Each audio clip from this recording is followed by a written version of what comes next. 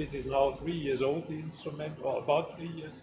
And I should say I'm more than just lucky, since my experience is that compared to our old imaging plate detector, the intensity is roughly 100 times more, if not more. It's sometimes difficult to explain that, but it is really an amazing instrument.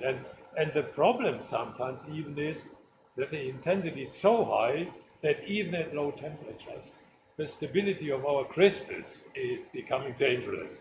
And so we have to measure very fast. And just to give you an example, independent from the size of our unit cells, the normal radiation time to getting one data set, independent from the lattice constants, is between 15 minutes and 30 minutes. And so it doesn't matter whether the unit cell is small or large.